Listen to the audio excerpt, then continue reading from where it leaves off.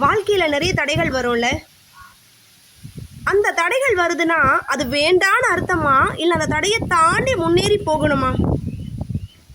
எனக்கு இது ஒரு கேள்வி இருக்குது. முன்னாடிலாம் ஸ்கூலில் போனோம், பசங்க நம்மளை மிஸ் பண்ணுவாங்கன்னு ஸ்கூலுக்கு போகும்போது ஒரு நாள் கூட லீவ் போட மாட்டேன். ஸ்டூடெண்ட்ஸ் லீவ் போட்டுருவாங்க. ஏன்னா என்னோட குழந்தை யாமினி இன்னும் வரைக்கும் பசுமையான நினைவுங்கிறது என்னோட குழந்தைங்க தான். எனக்கு எல்லாரும் கேட்பாங்க, மேம் உங்களுக்கு எத்தனை பசங்க அப்படின்னு. நான் சொல்வேன், இந்த உலகமே நிறைய குழந்தைங்களை கொடுத்துருக்குது. எனக்கு நிறைய பேரண்ட்ஸ் நிறைய குழந்தைங்களை கொடுத்துருக்காங்க. அத்தனை குழந்தைங்களுக்கு நானும் ஒரு தாய். Teachers are the second parents of the ஸ்டூடெண்ட்ஸ்னு சொல்லுவாங்க. ஆனால் உண்மை அப்படி கிடையாது. பேரண்ட்ஸ்க்கு கூட தெரியாத விஷயம் டீச்சர்ஸ்க்கு தான் தெரியும். சரிங்களா? அப்படி ஒரு சிறந்த ஆசிரியர் பள்ளிக்கூடத்தை மிஸ் பண்ணலாமான்னு நிறைய பேர் கேள்வி கேட்கலாம். ஆனால் நான் சொல்கிறேன், ஒரு ஆசிரியராக இருந்து தனியார் பள்ளிக்கூடத்தில் இருந்து வேலை செய்வதை விட நமக்கு எங்கு அங்கீகாரம் கிடைக்கின்றதோ அந்த இடத்துல நமக்குள்ள டேலண்ட் எல்லாத்தையுமே வளர்த்தக்கூடிய வாய்ப்பு நிறைய பேருக்கு இருக்குது. உண்மைதானே? இன்றைக்கி எல்லாரும் கேட்பாங்க, டீச்சராக இருந்தால் டீச்சராக தான் போகணும். எதுக்காக நான் கேட்குறேன், திரும்பவும் நாய் மாதிரி உழைக்கணுமா? இந்த 15,000 ரூபாய் சம்பளத்துக்காக திரும்பவும் நம்மளை கீழே தள்ளி போடுறாங்களே, அந்த சமுதாயத்துக்காக திரும்பவும் பாடுபடணுமா? ஒரு தனியார் நிறுவனம் மட்டும் மேலே வருது, ஆனால் ஒரு ஆசிரியர் உயர்த்தப்படுவதில்லை, தரம் உயர்த்தப்படுவதில்லை. அழகாக ட்ரெஸ் பண்ணுறாங்களா, கொஞ்சம் நீட் லுக்காக இருக்கிறாங்களா, அதுக்கடுத்து அவங்கக்கிட்ட எதுவுமே இருக்காது நாலேஜ். ஆனால் அவங்கள தனக்கு பிடிச்சிருந்தா, நேர்மையாக இருந்தாலும் தவிடு பொடி ஆக்கக்கூடிய தலைமை இடம் நிறைய இடத்துல இருக்குது. இன்றைக்கி பள்ளிக்கூடத்தில் நிறைய பேர் வேலையும் செய்கிறாங்க. சரியா? அந்த ஆசிரியர்கள் பாருங்கள், ஒரு பர்டிகுலர் எல்லா ஸ்கூல்ஸும் கிடையாது, பர்டிகுலரான சில ஸ்கூல்ஸில் என்ன பண்ணுறாங்க, பசங்களை புத்தகமே படிக்க வைக்கிறதுல, கொடுக்குற நோட்ஸை கொடுக்குற கொஸ்டின்ஸை மட்டும் படிக்க வைக்கிறது. சில பசங்களுக்கு பரீட்சைக்கு வரக்கூடிய வினாக்களை கொடுத்து பதிலையும் கொடுத்து எழுதிடான்னு. இதெல்லாம் எதுக்குங்க? இது தனியார் பள்ளிக்கூடங்களுக்கு கொடுக்கப்படுகிற கேள்விதான். மாணவர்கள் தேர்ச்சி அடைய வேண்டும். அந்த புத்தகத்தில் இது பேரண்ட்ஸே முதலே ஸ்டெப் எடுத்துட்டாங்கன்னு வச்சுக்கோங்களேன். இன்னைக்கு பாருங்க, அரசியலில் பேசுகிறோம், டிஎம்கேவா டிவிகேவான்னு சண்டை போடுறோம். சரிங்களா? ஒரு தோல்வி வந்த உடனே, ஒரு தோல்வி கூட நான் சொல்ல மாட்டாது. ஏன் அப்படின்னா, படிப்பினை, தமிழக மக்களுக்கு ஒரு படிப்பினை. என்ன படிப்பினை? நல்லா யோசிச்சு பாருங்க, என்ன படிப்பினை வந்திருக்கு? ஆமாம், அதே நேரத்தில்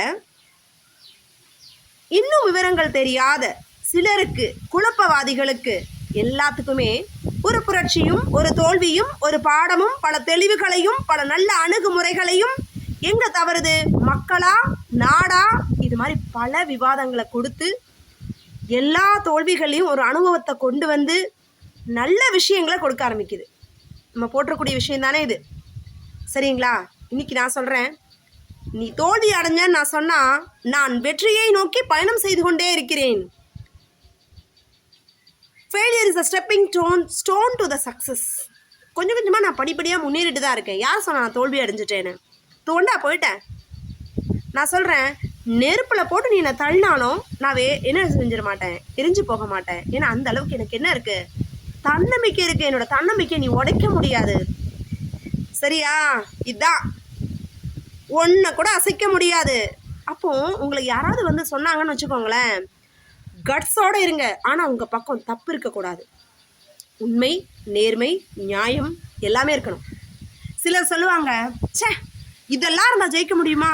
கொஞ்சம் பொய்யும் சொல்லும், அப்போ தான் ஜெயிப்பேன். நான் சொல்கிறேன், பொய் சொல்ல வராதுங்க. நடிக்க மாட்டியா? ஆனால் இந்த பிரம்மம் தேர்ந்தெடுக்குது யாரை தெரியுமா? நடிப்பில் நாயகனாய் நம்ம என்ன பண்ணுறோம், நமக்கு தெரியாமே நம்ம அம்மாவுக்கு குழந்தையாக இருக்கிறோம், அது ஒரு நடிப்பு ரோலு. அடுத்து கல்யாணம் ஆயிடுச்சுன்னா கணவனுக்கு மனைவியாக இருக்கிறோம், அடுத்து பிள்ளைகளுக்கு தாயாக இருக்கிறோம். இதெல்லாம் ஒரு ரோலு. ஆனால் இயற்கையாக நடிக்க வருமா? நடிக்கலாம் வராதுங்க. ரியாலிட்டியாகவே இப்படி தான். அதனால் என்ன பண்ணுங்க, நல்லபடியாக வாழணும். எப்படி முன்னோக்கி பயணம் போகணும்? அப்போ நான் எப்படி முன்னேறது? நல்ல புத்தகங்களை வாசிப்பது, அறிவை வளர்த்துக்கணும். சரியா? அந்த அறிவை வளர்த்துக்கொள்றது மூலம் நமக்கு என்ன கிடைக்கும்? பலவிதமான அறிவு, நாலேஜ் கிடைக்கும். டெய்லி ஒரு புக் படிக்கணும். புக்ஸை மட்டும் படிக்காமல் செய்தித்தாள் படிக்கிறோன்னா அதெல்லாம் உண்மை செய்திகள் என்ன, தவறான செய்திகள் எதெல்லாம்னு பிரித்தறிய தெரியணும். ஒரு வீடியோ பார்த்தோன்னா இது ஃபேக் வீடியோவா ட்ரூ வீடியோவா?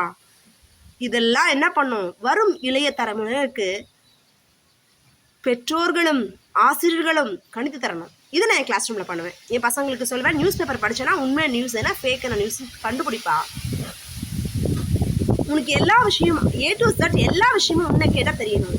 அரசியலாக இருக்கட்டும், இல்லை விஞ்ஞானத்துறையாக இருக்கட்டும், இல்லை அப்டேட்டிங் GK ஜெனரல் நாலேஜாக இருக்கட்டும், ஓகேவா, இல்லை ஸ்போர்ட்ஸாக இருக்கட்டும், இல்லை எக்ஸ்ட்ரா கரிக்குலர் ஆக்டிவிட்டீஸில் உன் திறமையை வளர்த்துக்கூட பேச்சு போட்டியா, கவிதை போட்டியா, கட்டுரை போட்டியா, எதுவாக இருந்தாலும் யூ மஸ்ட் பி பெஸ்ட்.